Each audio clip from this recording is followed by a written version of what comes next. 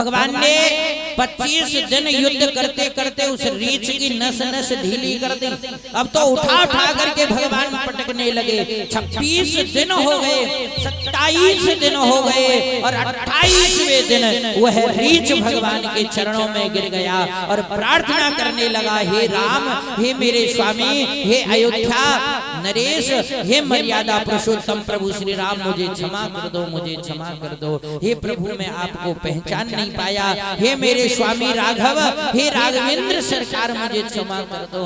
जब सुखदेव जी ये प्रसंग सुना रहे थे, राजा परीक्षित धीरे से बोला, गुरुदेव ये राम नहीं है, ये तो कृष्ण है, पर वो रीछ राम राम कह करके पुकार रहा है। राजा परीक्षित बोला, गुरुदेव रीछ राम क्यों कह रहा है? कृष्ण कह देता, गोविंद कह देता, नंद नंदन कह देता, आनंद कंद कह देता है, माखन चोर कह देता, चीर चोर कह देता, गोपाल कह देता, रण छोड़ कह देता है, द्वारकाधीश कह देता, लेकिन वो रीछ तो राम ही राम पुकार रहा है। हे गुरुदेव, आखिर कारण क्या है? सुखदेव जी महाराज बोले कि राजन, ये जो रीछ है ना, ये कोई साधारण रीछ नहीं। मर्यादा पुरुषोत्तम भगवान श्री राम की सेना में सबसे अग्र रहने वाले, सबसे आगे रहने वाले साक्षात श्री जामवंत जी महाराज हैं। राजा परीक्षित बोला, गुरुदेव जामवंत जी महाराज प्रभु को नहीं पहचान पाए होंगे, मैं मानता हूँ। जब भगवान को इंद्र नहीं पहचान पाया, जब भगवान को ब्रह्मा जी नहीं पहचान पाए, तो शायद जामवंत जी नहीं पहचान पाए होंगे। लेकिन भगवान तो घटघटवासी है ना, सर्वांतर्यामी है, उन्होंने तो जामवंत को पहचान लिया होगा। अरे जो जामवंत भगवान की सेना में सबसे आगे रहा, भगवान उससे युद्ध कर रहे हैं। हे गुरुदेव, ये बात समझ में नहीं आई, भगवान ने जामवंत से युद्ध क्यों किया है? सुखदेव जी महाराज बोले कि राजन, जब जामवंत प्रभु की सेना के साथ युद्ध करके, जब भगवान 14 वर्ष वनवास व्यतीत करके जब अयोध्या में आए, सबको मन चाहा वरदान दे रहे। कोई भक्ति मांग रहा था, कोई शक्ति मांग रहा था, कोई धन मांग रहा था, कोई प्रभु का साथ मांग रहा था, लेकिन जामवंत जी बिल्कुल मौन। भगवान बोले, भैया जामवंत, तुम भी कुछ मांग लो। बोले, नहीं प्रभु, मुझे कुछ नहीं चाहिए। प्रभु ने धीरे से कहा कि क्या जामवंत, मेरे राजगद्दी पर बैठने से तुम प्रसन्न नहीं हो? जामवंत ने चरण पकड़ लिए, बोले, प्रभु मैं बहुत प्रसन्न हूँ। भगवान बोले, तो तुम्हें जो चाहिए सो मांग। जामवंत जी हाथ जोड़ करके बोले, प्रभु सच कहूं ना, तो मैंने आपकी सेना में रह करके रावण की सेना से खूब युद्ध किया, परंतु प्रभु रावण की पूरी सेना में मेरी टक्कर का एक भी योद्धा नहीं था। मैंने सोचा मेघनाथ से युद्ध करूंगा, लेकिन प्रभु मेघनाथ का उद्धार आपके भाई ने कर दिया। फिर मैंने सोचा 2-2 हाथ होना हो रावण से करूंगा, लेकिन प्रभु रावण का उद्धार आपने कर दिया। भगवान बोले, तुम कहना क्या चाहते हो? जामवंत जी बोले, प्रभु सच बताऊं, मैंने आपकी सेना में रह करके बहुत युद्ध किया, परंतु मेरी भुजाओं की खुजली शांत नहीं हुई। अब मैं देखना चाहता हूँ मेरे स्वामी की भुजाओं की सामर्थ्य, जिसने रावण जैसे महापराक्रमी का उद्धार कर दिया। हे स्वामी, मुझे और कुछ नहीं चाहिए, बस 2-2 हाथ आपसे करने की इच्छा है। बताइए कैसा भगत है? भगवान तो कह रहे हो आजा मैदान में, 2-2 हाथ कर। ऐसा कोई कह सकता है क्या भगवान से कि भगवान आजा? करते हैं 2-2 हाथ। लेकिन जामवंत भगवान से कहता है कि प्रभु मैं आपसे युद्ध करना चाहता हूँ। भगवान ने कहा, तुम कैसी बात कर रहे हो? अरे जामवंत, यदि अभी मैं तुमसे युद्ध करूंगा तो लोग क्या कहेंगे कि देखो राम जी को सिंहासन पर बैठने की देर नहीं हुई तब तक अपने सेवकों से युद्ध शुरू कर दिया। प्रभुता पाए काहे मत नाई, प्रभुता पा करके अभिमान हो गया है राम जी को और अपने सेवकों से युद्ध करना आरंभ कर दिया। तो राम जी बोले भैया अभी मैं तुमसे युद्ध नहीं कर सकता हूँ, परंतु जब मैं कृष्ण अवतार धारण करके आऊंगा तब तुमसे युद्ध जरूर करूंगा और तुम्हारी जो भुजाओं की खुजली है ना इसको तुम और बढ़ा लेना। मैं कृष्ण अवतार धारण करके इतना युद्ध करूंगा कि तुम्हारी भुजाओं की खुजली को बिल्कुल शांत कर दूंगा। आज भगवान राम कृष्ण अवतार धारण करके आते हैं और जामवंत की भुजाओं की खुजली को शांत किया है और जामवंत ने प्रभु को पहचान लिया, चरणों में गिर गया, विनय करने लगा, प्रार्थना करने लगा। मेरे प्रभु द्वारकाधीश भगवान जामवंत से बोले भैया अब तुम ऐसा करो मुझे मेरी मणि दे दो। अब तुम शरणागत हो गए हो तो मेरी मणि दे दीजिए। जामवंत ने कहा सुनो प्रभु मैं शरणागत हो गया हूं तो इसका मतलब ये नहीं है कि मणि दे दूं आपको। यदि मणि आपको चाहिए तो जैसे मैं मणि को लाया हूं ऐसे आप मणि को मुझसे ले जाइए। जामवंत जी कैसे लाए थे मणि को? रीछ को और शेर को मार करके। प्रभु यदि आपको मणि चाहिए तो आप मेरे प्राण निकाल दीजिए और मणि को ले जाइए। भगवान बोले यदि मुझे यही करना होता तो मैं 28 दिन क्यों लगाता है? मैं तो तुम्हें पहले ही वरदान दे चुका हूं अजर और अमर का। यदि मुझे प्राण ही लेने होते तो 28 दिन क्यों लगाता है? पहले ही दिन में मैंने बड़े बड़े राक्षसों को नहीं छोड़ा है? उठा के एक ही बार पटका गोविंदाय नमो नमः और तुमसे युद्ध करने में तुमको शरणागत लाने में मुझे 28 दिन लग गए। हे जामवंत देखो भैया मैं तुम्हें नहीं मार सकता। जामवंत ने कहा कि प्रभु यदि इस देह से मुझे मुक्त नहीं कर सकते हो ना तो मुझे मणि वापस करने का मेरे पास एक और तरीका है, एक और साधन है। बोले क्या? बोले यदि मुझे इस देह से मुक्त नहीं कर सकते हो तो मेरा जो इस संसार में जो बंधन बना हुआ है उस बंधन को तोड़ दीजिए, मुझे इस संसार के बंधनों से मुक्त कर दीजिए, मैं मणि आपको समर्पित कर दूंगा। भगवान बोले तुम कहना क्या चाहते हो? जामवंत जी हाथ जोड़ करके बोले प्रभु मेरी एक पुत्री है, यदि आप उस पुत्री को स्वीकार कर लो तो मैं कन्यादान में उस मणि को आपको समर्पित कर दूंगा। भगवान सोचने लगे कि भाई यदि मणि नहीं ली तो झूठा कलंक मेरे ऊपर रह जाएगा। भगवान बोले ठीक है हम आपकी पुत्री को स्वीकार करते हैं, आप मणि हमें प्रदान कीजिए। भगवान श्री जामवंत जी अपनी पुत्री जामवंती के हाथ पर मणि रखते हैं और मणि रख करके द्वारकाधीश को समर्पित कर देते हैं। भगवान की दूसरी पत्नी जामवंती हो गई है।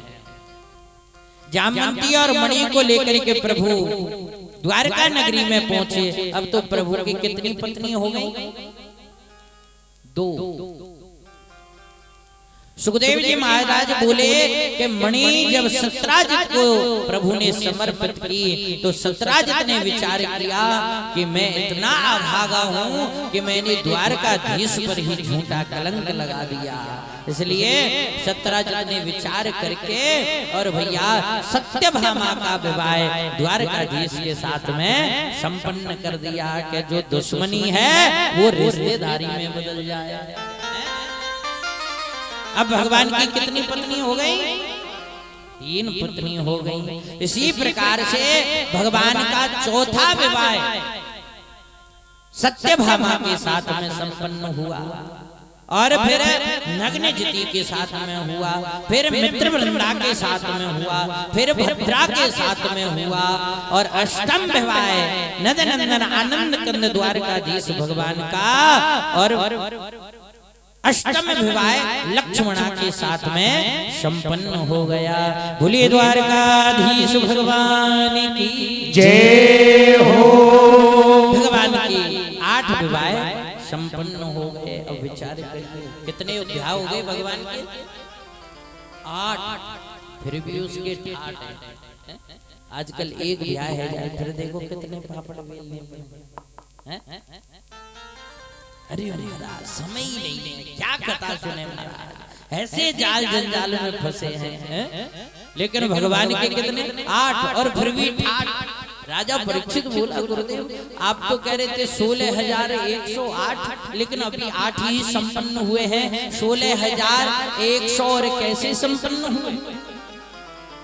सुखदेव जी महाराज बोले राजा सच बता मैं ना तो 16,108 ये तो ईमानदारी की।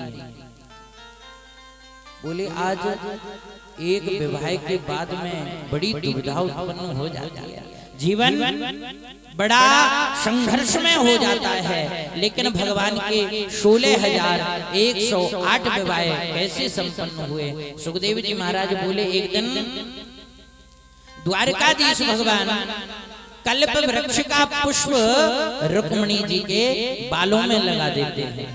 अब 8 पत्नी भगवान की, अब जब रुक्मिणी के बालों में कल्प वृक्ष का पुष्प लगाया तो सत्यभामा नाराज हो गई। सत्यभामा बोली गोविंद आप तो रुक्मिणी से प्रेम करते हो, हमसे प्रेम नहीं करते। भगवान बोले मैं तो सबसे समान प्रेम करता हूँ, मैं किसी से न ज्यादा प्रेम करता हूँ और न मैं किसी से कम प्रेम करता हूँ, सबसे समान प्रेम करता हूँ। सत्यभामा बोली वो तो दिख रहा है, हमें तो कभी फूल ला करके भी नहीं दिया और रुक्मिणी के बालों में कल्प वृक्ष का पुष्प लगाया है। भगवान बोले देवी मैंने रुक्मिणी के बालों में तो केवल एक पुष्प लगाया है, यदि तुम कहो तो मैं तुम्हें देवराज इंद्र की नगरी में लेकर के चलता हूँ और कल्प वृक्ष के नीचे बिठा करके तुम्हारा पूरा श्रृंगार करता हूँ। सत्यभामा बोली बस कहते कहते हो, कभी लेके भी गए हो? अब जैसे ही कहा प्रभु बोले अच्छा तुम मुझे ऐसे ही समझती हो, यदि तुम्हें विश्वास नहीं है तो चलो।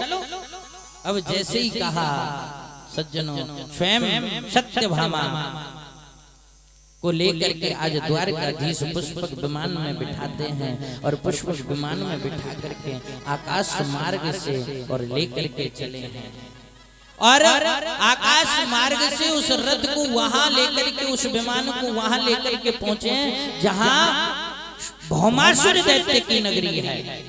और उस भौमासुर दैत्य ने ऐसा संकल्प ले लिया है कि जब मेरी जेल में 20,000 कन्याएं हो जाएंगी तो 20,000 कन्याओं से मैं अपना विवाह करूंगा। अनेक देश देशांतर के राजाओं की कन्याओं का हरण करके लाता है और जेल में बंद कर देता है। वो कन्याएं भगवान को पुकार रही हैं, हे प्रभु हमारी रक्षा करो, प्रभु हमारी रक्षा करो। अब विमान उस नगरी के जब ऊपर से निकल रहा था तो आवाज जोर जोर से आ रही थी, हे प्रभु हमें बचाओ, प्रभु हमें बचाओ। लेकिन द्वारकाधीश भगवान कुछ नहीं बोले, विमान थोड़ा और नीचे कर दिया, आवाज और जोर जोर से आने लगी, फिर भी सत्यभामा नहीं बोली। भगवान ने थोड़ा और विमान नीचे कर दिया, जब और जोर जोर से आवाज जब आने लगी तो भगवान तुरंत समझ गए और सत्यभामा हाथ जोड़ करके बोली प्रभु ये ऐसी आवाज आ रही है, कुछ अबला कन्याएं, कुछ अबला स्त्रियां आपको पुकार रही हैं, ये द्वारकाधीश आखिर उनके पास उनके ऊपर कैसा दुख आ पड़ा है। भगवान बोले देवी एक भौमासुर नाम का दैत्य है और उसने अनेकानेक देश देशांतर की कन्याओं का हरण करके जेल में बंद कर दिया है। सत्यभामा बोली प्रभु ऐसा पापी, हे गोविंद ऐसे पापी को तो मार देना चाहिए। भगवान बोले क्या कहा सत्यभामा? सत्यभामा ने पुनः कहा प्रभु ऐसे अपराधी को तो मार देना चाहिए। तीसरी बार फिर कहा प्रभु ने सत्यभामा क्या कहा तुमने? सत्यभामा ने तीसरी बार फिर कहा, हे गोविंद, हे प्राण वल्लभ, ऐसे व्यक्ति को मार देना चाहिए जिसका ऐसा बुरा संकल्प अपने जीवन में ले रखा हो, अनेक देश देशांतर के राजाओं की कन्याओं का हरण करके जेल में बंद कर दिया हो, ऐसे दुष्ट राजा को मार देना चाहिए। भगवान ने रथ का मुख मोड़ दिया। राजा परीक्षित ने यह प्रश्न कर दिया, बोले गुरुदेव, और बातें जब सत्यभामा कह रही थी तो भगवान एक ही बार में सुन रहे थे, और जब मारने की बात आई तो भगवान ने एक बार में नहीं सुनी, 2 बार में नहीं सुनी, 3 बार में सुनी। आखिर इसका कारण क्या है? सुखदेव जी बोले, राजन, जो भौमासुर है वो पृथ्वी का पुत्र है। भौमासुर कौन है? पृथ्वी का पुत्र है। और सत्यभामा पृथ्वी की पुत्री है। अब जब ये पृथ्वी के पुत्र और पुत्री हैं तो इन दोनों का आपस में रिश्ता क्या हो गया? भाई और बहन का। यदि बिना वचन लिए सत्यभामा के और भगवान भौमासुर को मार देते तो सत्यभामा कहती, प्रभु मेरे भाई ने आपका क्या बिगाड़ा? अरे रुक्मिणी का भाई रुक्मी आपको मारने के लिए आया, उसे तो आपने छोड़ दिया, और मेरे भाई को बिना कारण के तुमने मार दिया। अरे संसार में चाहे मेरा भाई कुछ भी करे, आपसे तो कुछ नहीं कहा ना मेरे भाई ने, फिर भी आपने मेरे भाई को क्यों मार दिया? यदि आपने मेरे भाई को मार दिया है तो वापस जीवित करिए। और भगवान को जीवित करना पड़ता, इसलिए भगवान ने पहले ही सत्यभामा से वचन ले लिया है। और सत्यभामा ने कहा, गोविंद, ऐसे पापी को तो मार देना चाहिए। भगवान ने रथ मोड़ा और पहुंच गए भौमासुर की नगरी में। भौमासुर का और भगवान का बड़ा भयंकर युद्ध हुआ और भगवान ने भौमासुर का उद्धार कर दिया, जेल से कन्याओं को छुड़ाया। उस समय उन कन्याओं की संख्या 16,100 थी। भगवान बोले, हे देवियों, अब तुम अपने अपने घर चली जाओ, अब तो भगवान की लड़बी लगी, ये तुमने अच्छा नहीं किया, हमें जेल से छुड़ा करके आपने अच्छा नहीं किया। भगवान बोले, रो रही थी, बिलक रही थी, तड़प रही थी, हैं? मुझे पुकार रही थी कि हमें जेल से मुक्त कराओ, अब मुक्त करा दिया तो मैंने कोई बुरा काम किया है? सभी कन्याएं बोली, प्रभु पहली बात तो हमारे माँ बाप हमें स्वीकार नहीं करेंगे, यदि माँ बाप आश्रय देवी दे में तो कोई भी देश का राजा हमसे विवाह नहीं करेगा। हे गोविंद, अब हमारा इस दुनिया में कोई नहीं है। भगवान समझ गए, जिसका कोई नहीं होता है उसका द्वारकाधीश होता है। भगवान बोले, कोई नहीं है तो चलो। भगवान ने 16,100 कन्याओं के साथ विवाह किया और सबको लेकर के पहुंच गए द्वारका में। अब भगवान की कितनी पत्नी हो गई? 16,108। सुखदेव जी बोले, ये तो ईमानदारी है।